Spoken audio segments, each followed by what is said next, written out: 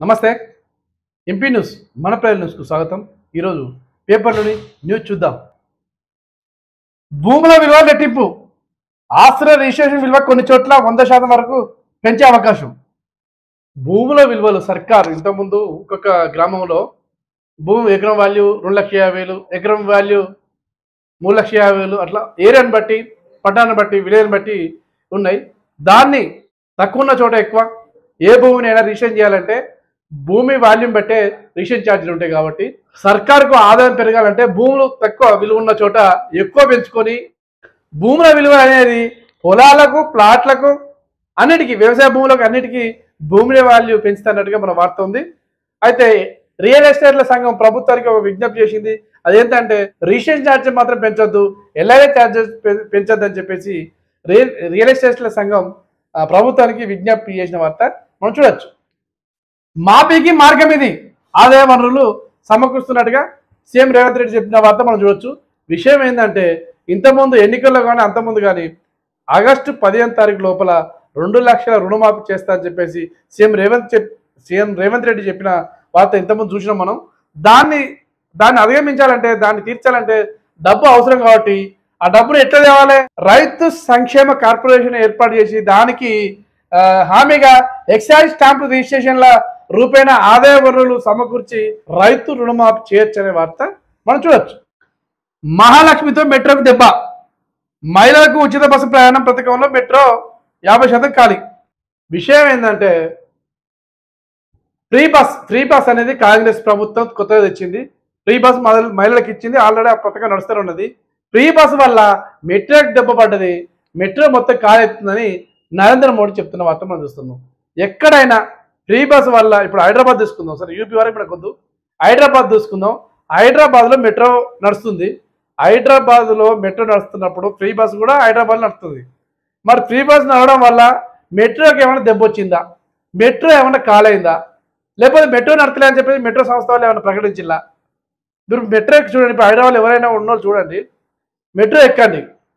Metro కానీ మీరు ఏది ఎక్కినా కూడా ఫుల్ రద్దు ఉంది. హైదరాబాద్లో ఫుల్ ట్రాఫిక్, ఎక్కడ జనం సరిపోతలేరు.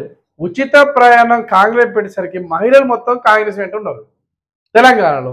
దీన్ని జీర్ణించుకోలేని వేరే పార్టీలు కానీ అవాకులు చవాకులు పేలుతున్నాయి. ప్రధాని మోడీ మాట్లాడుతున్నాడు. ఎన్నికలు వచ్చినాయంటే ఎన్నికల్లో ఏది పడితే అది మాట్లాడడం, ఓట్లు రావడం కోసం ఇలా మాట్లాడుతారు. ఇది మోదీ కథ. మేటిగడ్డ రిపేర్లపై నేడు సీఎం నిర్ణయం, పరిశీలన పూర్తి, పరిష్కారం ఎప్పుడో. ధరణి స్పెషల్ డ్రైవ్, అర్జీలకు లభించేది మోక్షం. 2015లో ధరణి స్టార్ట్ అయింది. కనీసం 7 సంవత్సరాల నుంచి పెండింగ్ ఉన్న ఫైల్స్ 2,45,000, 2.45 లక్షల ఫైల్స్ అంటే అప్లికేషన్స్ పెండింగ్ చూపిస్తున్నాయట. దాన్ని ఇంతవరకు పరిష్కారం లేదు. ఇప్పటికైనా పరిష్కారం చేయండి అని చెప్పేసి ఇన్న వార్త మనం చూడవచ్చు. ఇప్పుడే కొత్త ప్రభుత్వం వచ్చింది కాబట్టి ఖచ్చితంగా అది కంపల్సరీ జరుగుతుంది. ఇప్పుడు ఏంటంటే అంటే ప్రభుత్వం వచ్చినాక ఎన్నికలు కూడా వచ్చింది, తర్వాత ఇంకో ఎన్నికలు వచ్చినాయి. మళ్ళీ ఇప్పుడు ఎమ్మెల్సీ ఎన్నికలు వస్తుంది 27వ తారీఖు, తర్వాత మళ్ళీ గ్రామ పంచాయతీ ఎన్నికలు అంటే ఇంకా పూర్తి సమాచారం రాలేదు.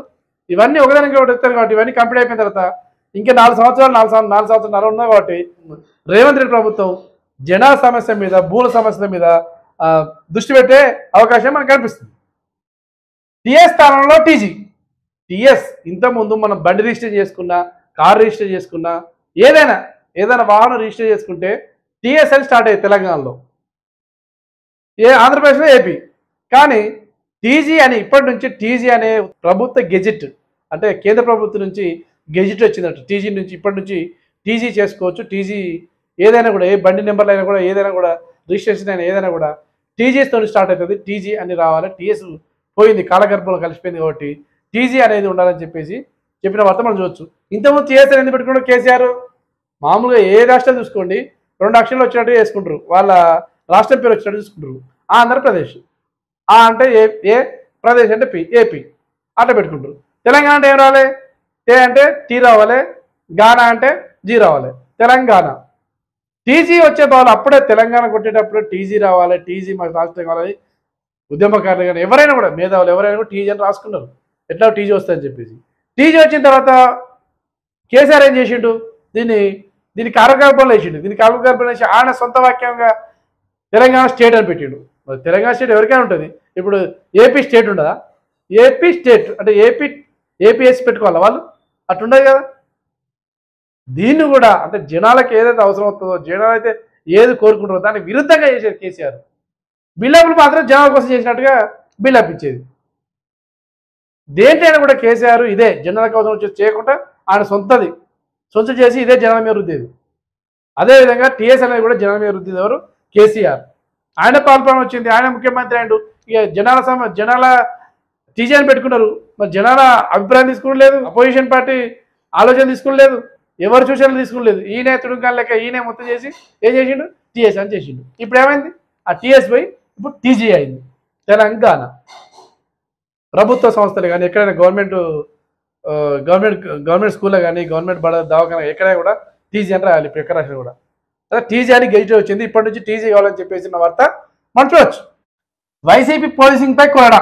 వైసీపీ పార్టీ ఇంతకుముందు వైఎస్ఆర్సీపీ పార్టీ ఉంటే ఎన్నికల కూడా వచ్చినాక ఏ పార్టీ పనిచేయకుండా ఓన్లీ ఎన్నికల సంఘం చెప్తేనే వినాలి తప్ప ఏ పార్టీకి అనుకూలంగా ఉండొద్దు. కానీ మొన్న 13 తారీఖు జరిగిన ఎన్నికల్లో ఆంధ్రాలో వైసీపీ ప్రభుత్వానికి అనుకూలంగా, సీఎం జగన్కి అనుకూలంగా ఆయన ఏది చెప్తే అది, వేరే పార్టీలకు డిస్టర్బ్ అంటే డిస్టర్బ్ చేసుడు, వేరే పార్టీలకు కొట్టుడు, హింస లేనిపోని హింస క్రియేట్ చేసింది అక్కడ వైసీపీ ప్రభుత్వం. కాబట్టి ఆ ప్రభుత్వానికి ఎవరైతే అనుకూలంగా ఉన్నారో వాళ్ళను విచారించే పనిలో పడ్డదట. విచారించిన తర్వాత ఎవరిని సస్పెండ్ చేయాలి, ఎవరు ఉంచాలనే వార్త ఉన్నదట. ముందు తెలుస్తుంది. ఇవి 20 వార్తలు.